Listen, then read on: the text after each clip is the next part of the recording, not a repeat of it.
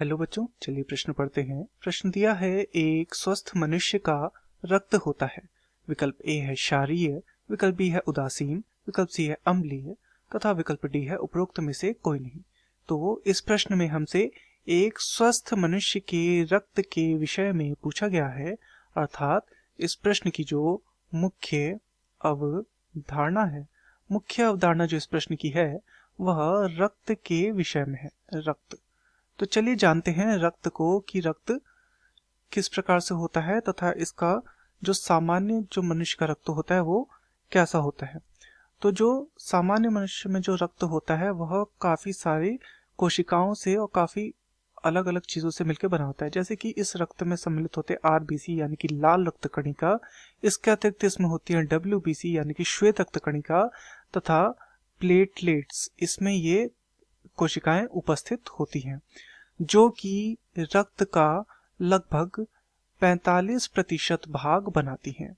वहीं दूसरी ओर इसमें इस रक्त में होता है प्लाज्मा प्लाज्मा जो कि रक्त का लगभग 55% भाग बनाता है।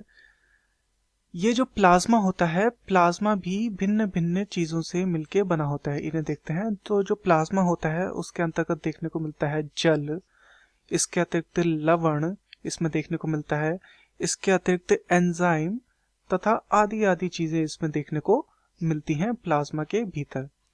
और यही प्लाज्मा के कारण ही जो पीएच होता है, जो रक्त का जो पीएच मान होता है वह सामान्य मनुष्य में 7.4 देखने को मिलता है। अर्थात यह कैसा होता है, यह होता है हल्का क्षारीय, हल्का क्षारीय यह होता है। और इसका मान कितना होता है, इसका मान होता है 7.4। तो चलिए अपने विकल्प को देखते हैं। विकल्प ए है क्षारीय, बिल्कुल ये सही है क्योंकि जो पीएच होता है वो 7.4 होता है। उदासीन, तो यदि यह 7 होता तो तब उदासीन होता, परंतु यह 7 नहीं है तो यह हमारा क्या हो जाएगा, गलत हो जाएगा। विकल्प सी है अम्लीय, 7 से कम होने पर ही जो रक्त होता वो उसका पीएच मान यदि 7 से कम होता तो तब वह अम्लीय होता, तो ये भी हमारा गलत हो जाएगा क्योंकि यहाँ पर क्या है 7.4 है। तथा विकल्प डी है उपरोक्त में से कोई नहीं, तो ये भी हमारा गलत हो जाएगा। तो दिए गए प्रश्न का सही उत्तर होगा विकल्प ए क्षारीय। मैं आशा करता हूँ आपकी यह समझ में आया होगा। धन्यवाद।